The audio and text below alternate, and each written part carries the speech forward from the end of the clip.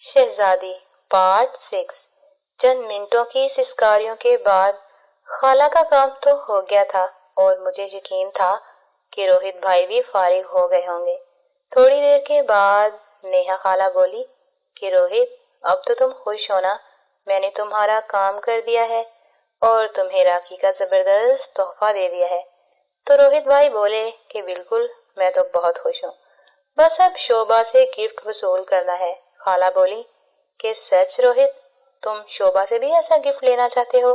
बोली कि हाँ, मैं कोशिश तो कर रहा हूँ, उम्मीद है कि वो मान जाएगी। खाला ने कहा कि फिर भी अगर मेरी जरूरत हुई तो लाजमी बताना, मैं तुम्हारा काम आसान बनाने के लिए कुछ ना कुछ करूंगी।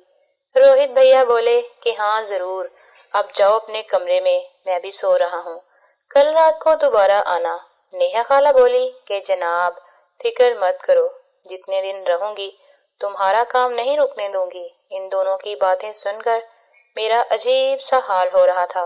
कोई सोच भी नहीं सकता था कि ये दोनों आपस में ये काम भी करते होंगे और उनके मजे लगे हुए थे। उसी वक्त भैया के कमरे का दरवाजा खुला। मैं खामोशी के साथ दीवार से चिपक कर खड़ी हो गई। नेहा खाला भैया के कमरे से निकली और जल्दी से अपने कमरे में चली गई और दोनों कमरों के दरवाजे बंद हो गए। मैं दबे कदमों चलती हुई सीढ़ियों से नीचे उतर आई।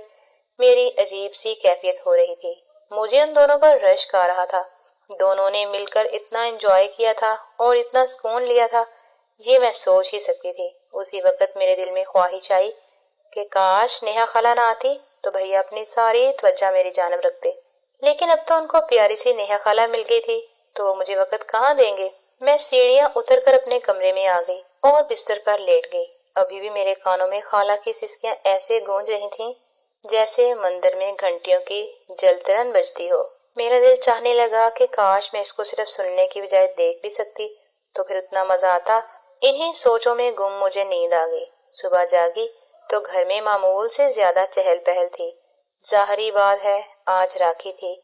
बापू, भैया, अम्मी और नेहा खाला सभी घर में मौजूद थे। खाने की मजेदार खुशबू नाक से टकराई तो मेरी भूख चमक उठी। मैं जल्दी से फ्रेश होकर बाहर आई तो पता चला कि सब नाश्ता कर चुके हैं और अब दोपहर का खाना बन रहा था। अम्मी को तो वैसे भी किचन संभालने का शौक था और आज तो उनको मौका मिल गया था रंग बरंग के खाने बनाने का। नेहा खाला मुझे देखकर मुस्कुरा पड़ी। मैं भी जवाब में मुस्कुराने लगी, लेकिन सच्ची बात ये थी कि रात वाली उसकी हरकत से मुझे ख्वामख्वाह इससे जलसी महसूस हो रही थी।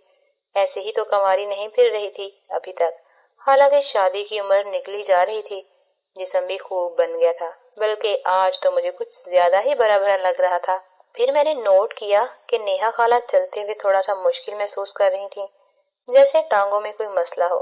मैंने तन्हाई में मौका देखकर पूछ ही लिया कि खाला जान, आज ऐसे क्यों चल रही हो, जैसे कोई मसला हो। तो उन्होंने मुस्कुराते हुए जवाब दिया कि नहीं, ऐसी कोई बात नहीं, रात सोने से पहले थोड़ी सी वर्जिश कर ली थी तो बस रानों में थोड़ा दर्द और खिंचाव है। मैंने दिल में सोचा कि जो वर्जिश आपने की है ना, मुझे अच्छे से मालूम है। सीधा कह दो कि रोहित भैया से टुकाई हुई है और अब ठीक से चला नहीं जा रहा।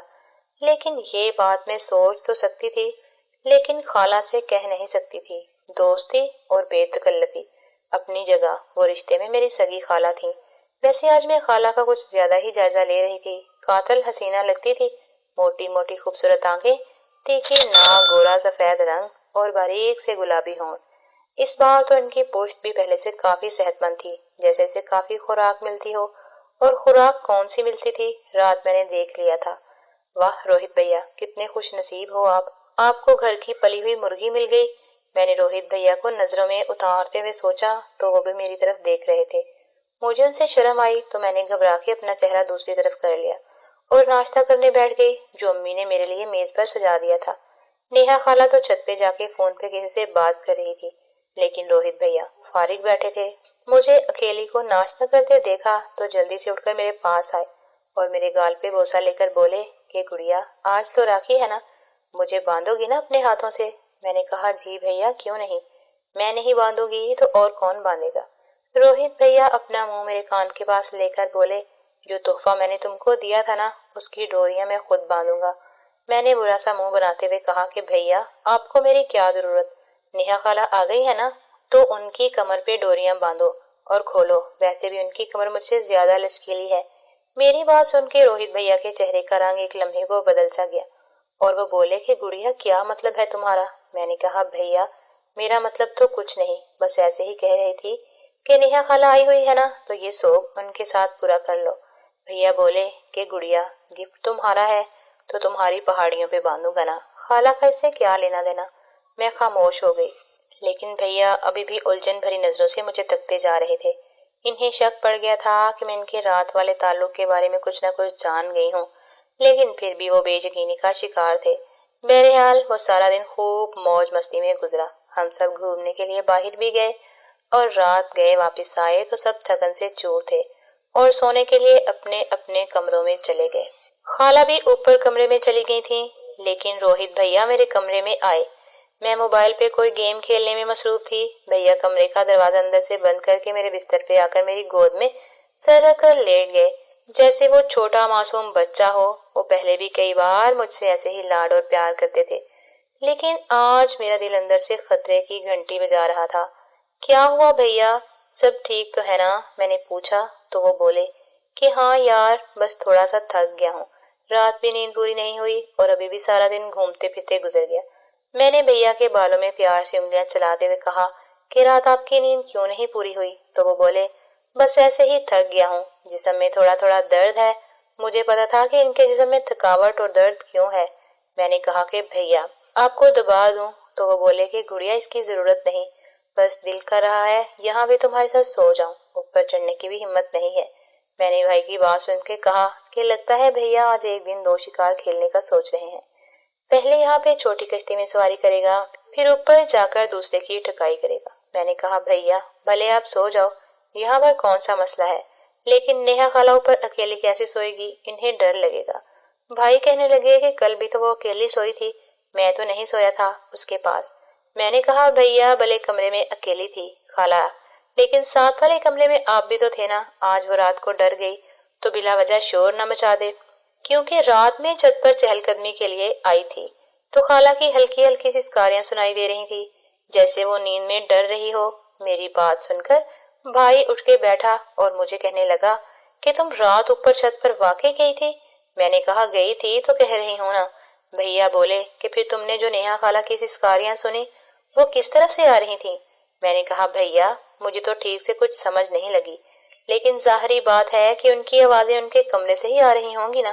لیکن بھیا میری بات سے مطمئن نہ ہوئے اور میرے سر پر ہاتھ رکھ کے بولے کہ شوبھا میری قسم جھوٹ مت بولنا، تم کو ہمارے بارے میں کچھ پتا چل گیا ہے تو بتا دو، کیونکہ صبح ناشتے کے وقت بھی تم نے مجھے کہا تھا کہ بنیان کی ڈوریاں نیہا خالہ کو باندھو۔ جا کے تو مجھے اس وقت شک ہو گیا تھا کہ تم ہمارے بارے میں بہت کچھ جان چکی ہو۔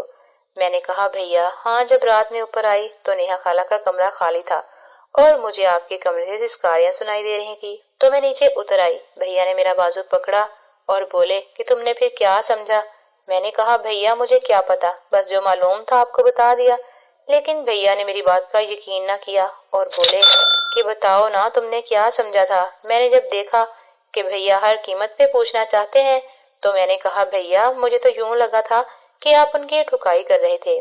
میرا جواب سن کر روہت بھیا مسکرا پڑے اور بولے کہ میری گڑیا دن بدن سمجھدار ہوتی جا رہی ہے، تم کو یہ کام کرنا آتا ہے؟ میں نے کہا بھیا بھگوان سے ڈرو، میرا اس کام سے کیا لینا دینا، نہ میں نے کبھی کیا اور نہ ہی کسی کو کرنے دیا۔ بھیا بولا کہ آج اپنی آنکھوں سے دیکھنا چاہو گی۔ میں نے کہا بھیا وہ کیسے؟ وہ بولے کہ میں طریقہ بتاتا ہوں۔